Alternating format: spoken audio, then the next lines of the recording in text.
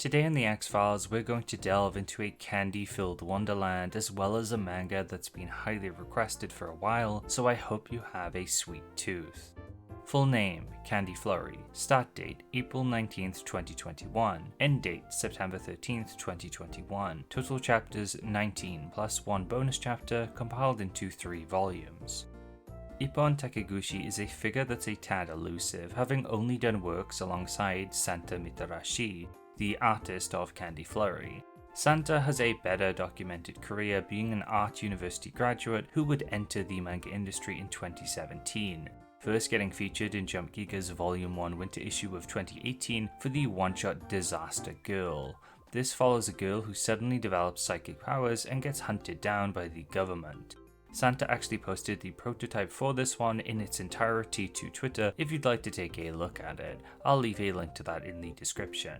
Detective Absent would be published in early 2019 on Jump Plus, being about a detective that's absent from a crime scene, so a schoolgirl has to take up the job while on a phone call to the detective. The very end of the year would then see Escort of the Hero of the Holy Sword appear in issue 52 of Shonen Jump, seeing a random schoolgirl pull the Holy Sword from the stone and becoming the holy hero who would have to save the world from the Demon King. Yet the person most favoured to be this hero now has to look after them. Following this, 2 more one-shots would pop up in Jump Plus, Cinnamon Nanmon and Spaceship Minamo. The first being what would later become Shinobi Undercover, featuring a ninja-like figure protecting a schoolgirl, and then Spaceship Minamo being about a girl who gets visited by and augmented on by aliens. About a month after the debut of their last one-shot, Candy Flurry would begin in Jump. 5 years ago, lollipops would rain down on Tokyo and destroy it. This is our intro to Candy Flurry, a world where people have eaten one of 100 magical candies that let them conjure confectionery. The people at large now hold a stigma surrounding sweets, and certain individuals roam the country with potentially devastating candy abilities. One such person is our protagonist, Minase Tsumugi, a high schooler who is a lollipop user just like the one who destroyed Tokyo, so she lives life trying to hide her secret identity. That becomes hard though, as a member of the Reset named Midori, the candy police essentially, transfers to her school as they suspect she's a candy user after an earlier incident involving Tsumugi walloping a criminal who caused her to drop her cream puff. After school the same day, the same sweets user then returns stronger than before, and Tsumugi and Midori are on the scene together, prompting Tsumugi to use her lollipops to save the day, but revealing her powers in the process. What follows is a bit of a wild goose chase of her trying to conceal her powers further after allying with Midori, but eventually being confronted by another Reset member called Toka Irie, who also controls ice cream. And after being backed into a corner, Tsumugi is forced into joining the Reset and to take their entrance exam.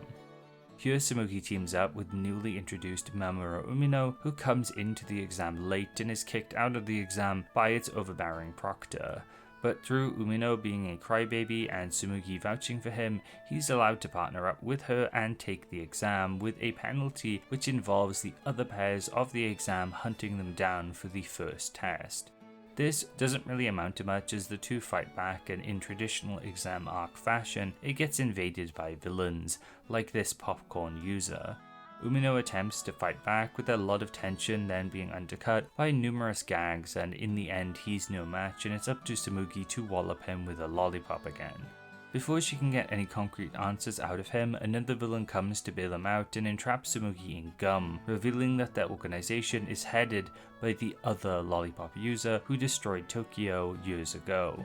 The next arc then sees the school get attacked by this organization in an attempt to show off their power. Irie fights 2 sweet users, while Midori gets trounced and needs saving again by Tsumugi. These fights are very simple and get interrupted constantly by the characters bickering or trying to be funny. It honestly feels like it's filling for time, and before you know it, the manga's reached its conclusion.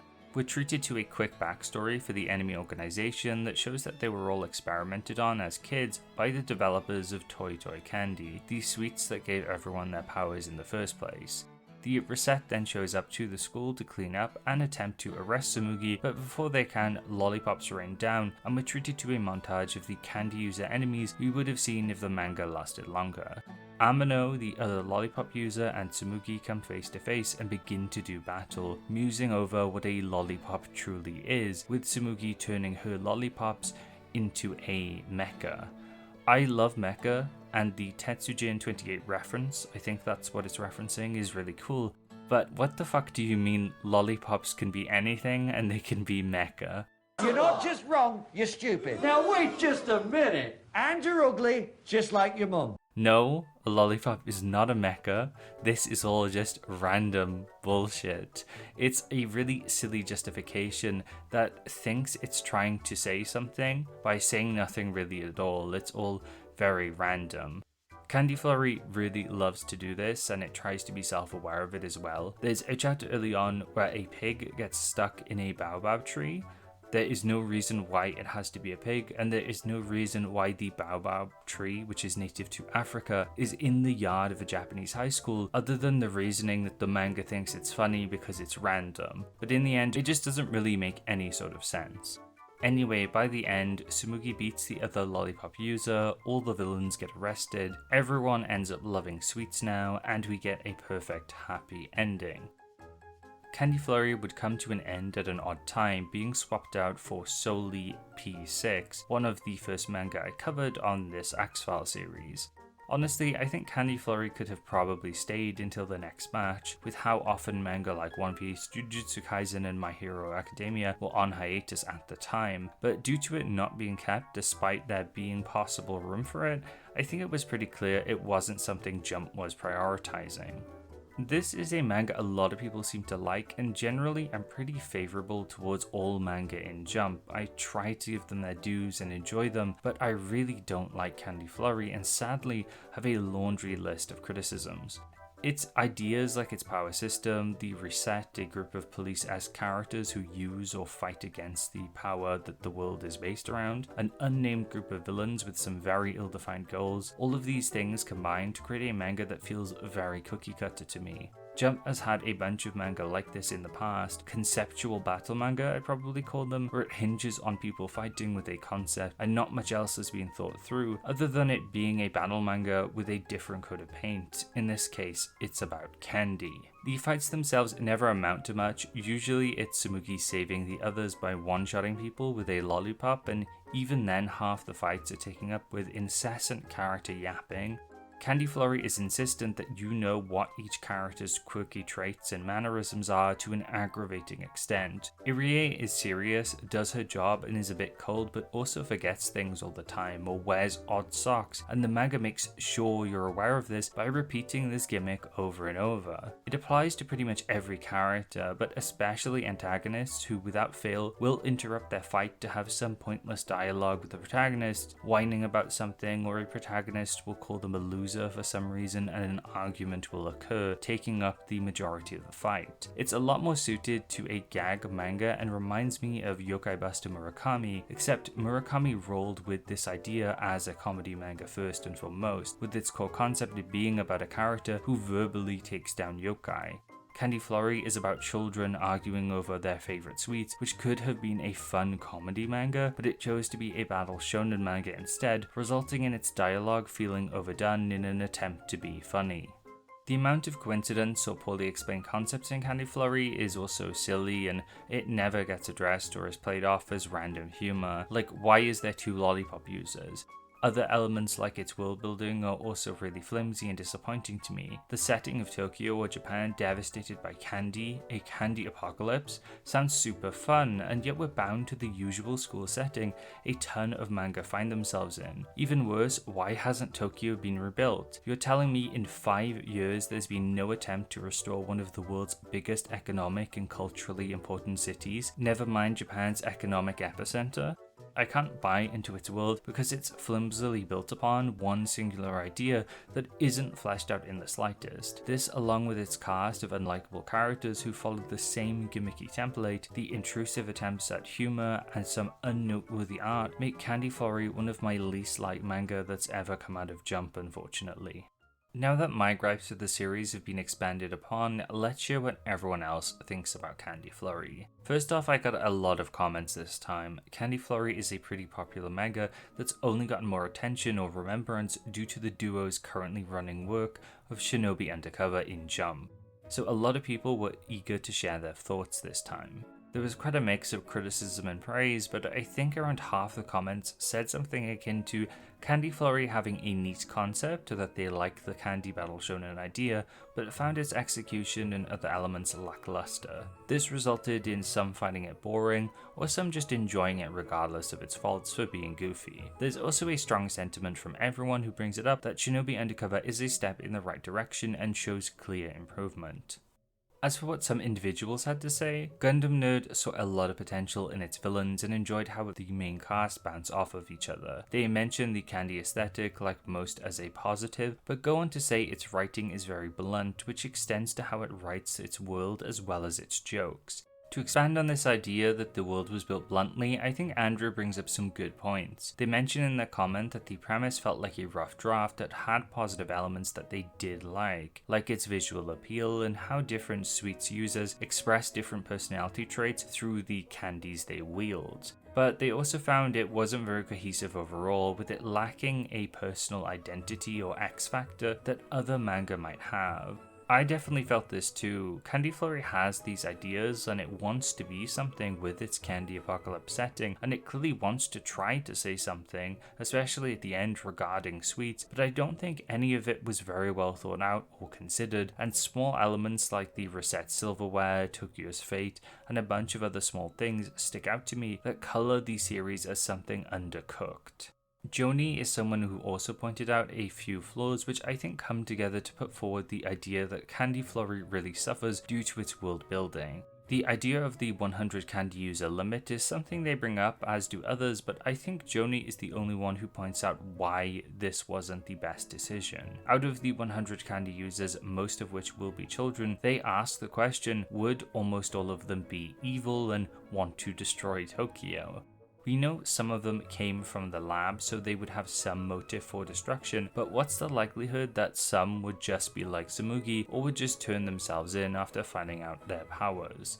I also really like their comments on the Reset being a pretty useless institution and one who solely exists to stop these 100 potential threats and yet consistently accidentally releases all the candy users they capture every time or just fails to capture them. It further pushes this idea that the 100 candy users as well as the setup overall wasn't all that thought out. Nothing about its world has been considered beyond coming up with its initial ideas. They also point out that if this was solely a gag comedy series, maybe that could work, but Candy Flurry does expect you to approach it with a modicum at least of seriousness, as it wants you to clearly try to understand its characters and their issues. And those characters are really beloved by some, like SDU, who cites Tsumugi as the highlight, really enjoying the mix of sweet, rash, and cunning which makes up her personality. Equally though, plenty of others really don't like Tsumugi. Cerulean found her arc a bit confusing and not really capitalized on. Balin also found Tsumugi not really having any moments where she really opens up to anyone, coming across as rude or uninteresting due to all of her bickering. I also really don't like Tsumugi. She feels kind of fake, hiding her kindness behind a smugness and often meanness, like the interaction with the pig, giving it her umbrella early on. Even if she did a good thing by giving the pig the umbrella, there's no real reason for her to have the attitude she has by calling it ugly earlier on. So she came across as just mean to me, but other people did find that endearing or funny. There's a duality to a lot of what it's doing that makes it hard to say if any individual element is truly bad or not. It all comes down to preference.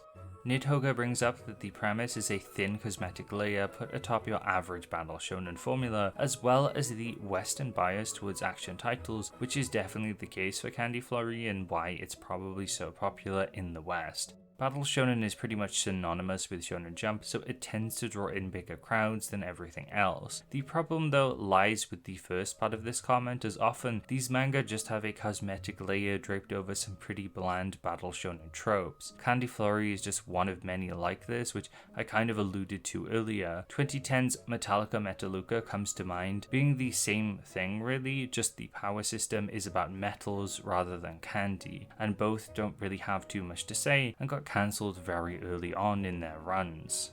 And finally, Manga Crash popped in briefly to say that it was a fun battle shonen, but more so wanted to promote a YouTuber called Lord Daimyo, who throughout Candy Flurry's run made reviews on each chapter as they dropped, with their channel having 47 videos total on the series. It's a case of someone absolutely loving the series, which is what I love to see, and I'm happy that for pretty much every Axe file I make now, someone makes an essay or tries to reveal someone else who absolutely adores these cancelled series. They might be flawed, they might not be for everyone, but the fact that someone put so much effort into talking about Candy Flurry and likely enjoyed it a ton is great. If you want to hear someone else talk about Candy Flurry, you know exactly where to go. I'll leave a link to Lord Daimyo's channel in the description, as well as Crash's if you'd like to check out someone else who talks about manga a lot. Both are definitely worth taking a peek at.